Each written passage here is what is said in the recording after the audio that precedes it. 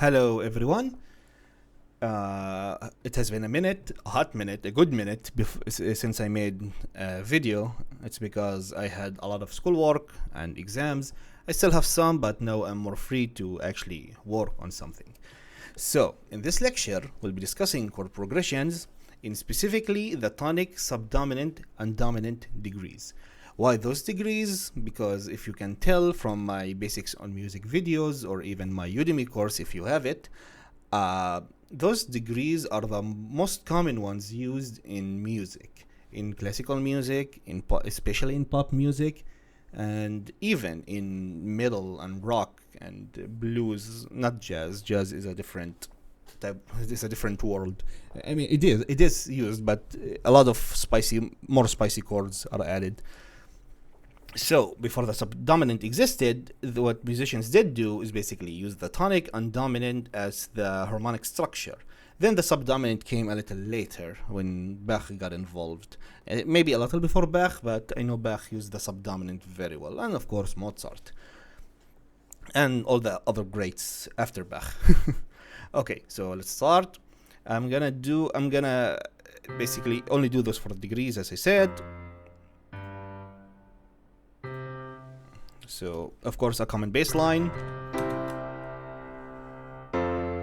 Wait, why? Okay. Maybe because of those. Does those those things produce a sound? Are you serious? I didn't know this. Wait, hold on. Let me. Yeah, they do. God damn it. Yeah, we don't need that. We just need the normal degrees. Thank you so much. I was gonna make it easier, but apparently it doesn't work. Let's go to this one. Okay, so as I said, basic line: C to an F to a G to an F to a C. My bad. Now, what happened here is basically the C leaped down a fifth to the F, which is again a perfect melodic interval. Then it goes up step, which also very melodic, and then goes up a perfect fourth, which is harmonically not as great, but melodically it works very well. So let's start off with the C chord. Actually, I'm gonna do each line alone. I'm gonna do this one where the lines don't move too much. As you can see, I did that's basically a power chord. The G went to A, and then went back to A, the G went A to A, and then went back to G and stayed on G, which is also very common. Basically, the sounds stay the same. They don't change. They don't move a lot. So then the finish. Not this one here. So the finish doesn't change this much. Another melodic line. This one changes quite a bit. It goes up a step, then down a third, which is basically an arpeggio, and then goes up a step. And of course, we need to top it off with a C. And of course, what we have here is the first degree. I'm gonna keep the degrees. Add text Roman numerals. We have first degree,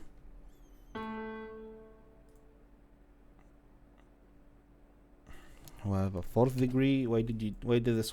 Okay, no, you stay here.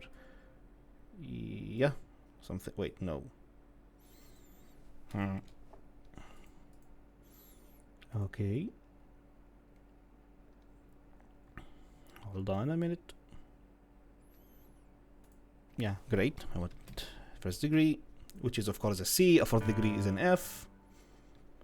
And then we have a fifth degree.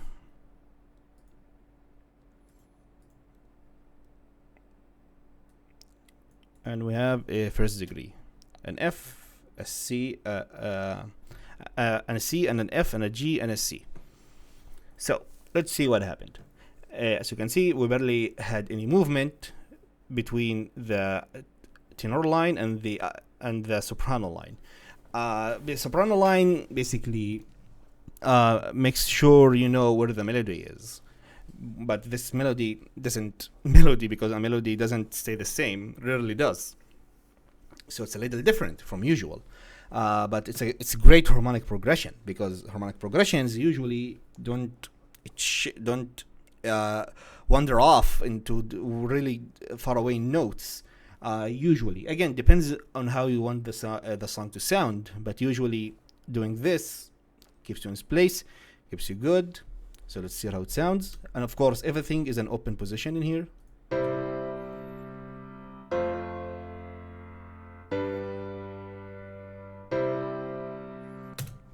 Come and finish. The leading tone went to the C, the G jumped to C, and the G stayed the same, and the D, which is the second degree, went up to the third. Very common, very basic, and you'll see it a lot in everything basically. So let's do another one where everything is in closed position. My bad. No. Okay, then I want you removed. Can I do that? Yep, I want you removed. I want the G in here, and I want the E in here. Let's keep the C in the same place. We have an A in here, and we have an F. So an F is closing off. So we have 2 octaves, which is the maximum you can do, by the way. Going above that is really, really bad. I'm not going to say really bad. You can do that. It'll sound weird. It'll sound very stretched. This one is in closed position, of course. And we have another closed position chord. My bad. Let's hear how it sounds. Good start.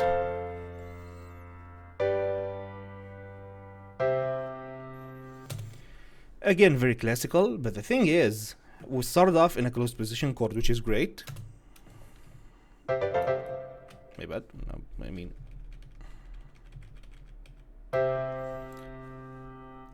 second degree was also closed. And before the finish, we had a closed position.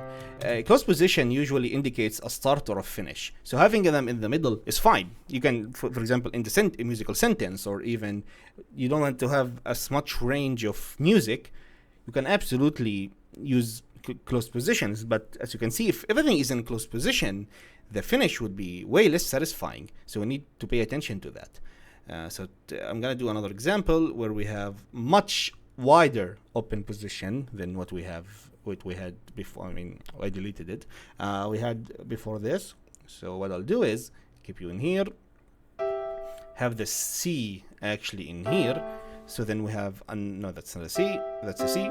So now we have basically an octave as the opening, as the two lowest pitches, which is fine. But remember, an octave is a perfect interval, and perfect interval lacks a lot of color. And of course, I'm keeping you here, and of course it goes down and up again. So what I'll do is I'll keep you the same, remove you, and actually keep you the same. Yeah, we wanted a much open position. And here we'll have a great open position where basically the C stayed in the same place, almost like, again, the V doesn't have a C, so it needs to change. But again, basically the tenor line barely moved, and it's fine. And you can see, it'll sound great.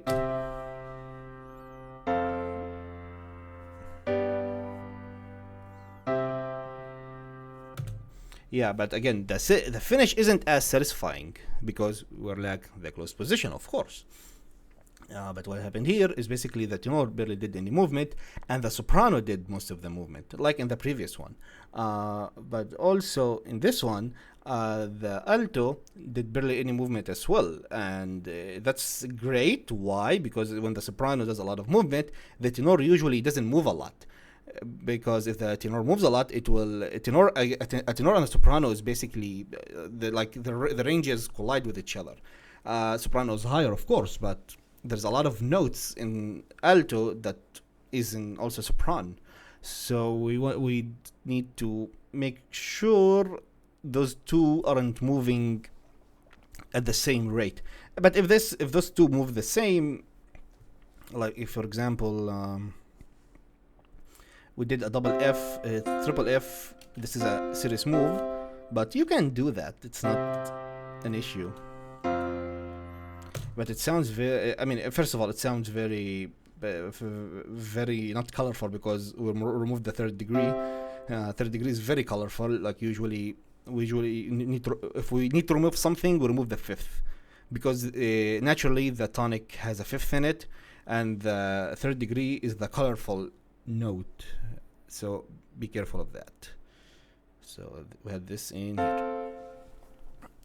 So what we'll do now is let's do another two. What I'll do is have a very close position example where this one doesn't change at all, and you will go down. I'll take you here. God damn it. And you don't stay the same, and you in here finished on the same tonic note. Everything is in close position now. And as you can see, there is those two basically did a switch. The F and the G, the fourth and fifth degree, did a switch, where once it had a fourth between the tenor and the tenor and the alto, and now there is a fourth between the alto and the soprano, which is a common switch and a good one.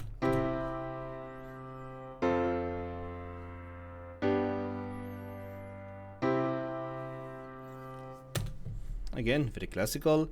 We're gonna do another example of open position, then we're gonna basically mix the two. Let's do this one. Is again, I'm teaching basic chord progressions right now. I'll go deeper into better chord progressions at some point. No, we need you here. We need you here. We need you here. This one, I'm not gonna change it. Actually, let's do a G. Actually, yeah, let's keep this one the same, just the soprano didn't change again. My bad.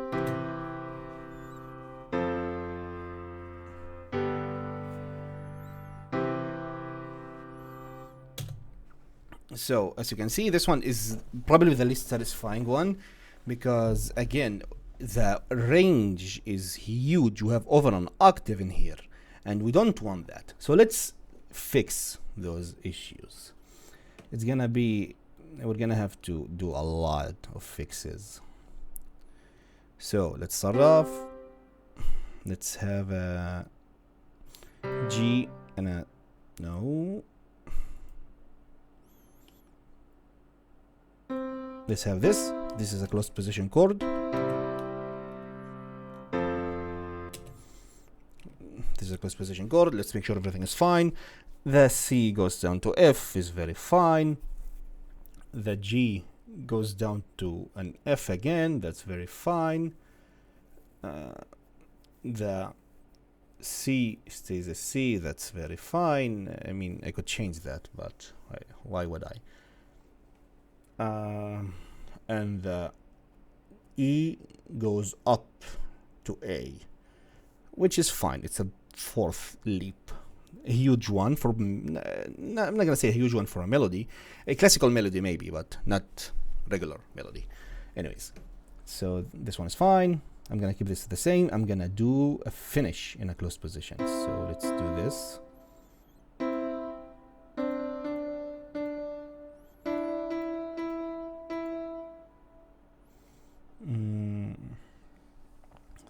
So this one went here, this one went here, and of course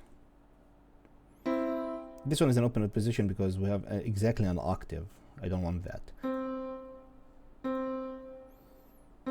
okay, it's because the B is here, it has to go to C, so those two C needs to stay. What if I did a G? From a D to a G is a fourth. It's fine. From a C to that's fine. That's need to be, and this one goes down a third. Those are little leaps. So let's see how it works because of the leaps.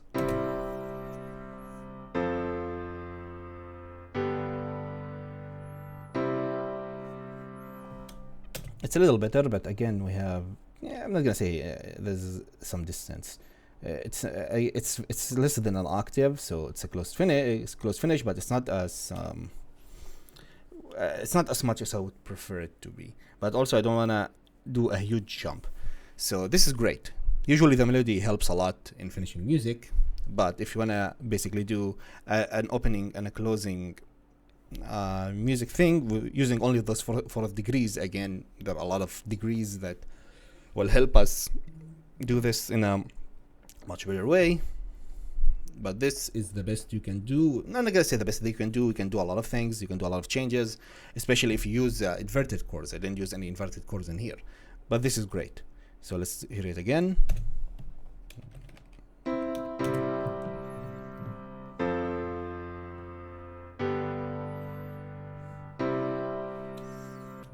That's great.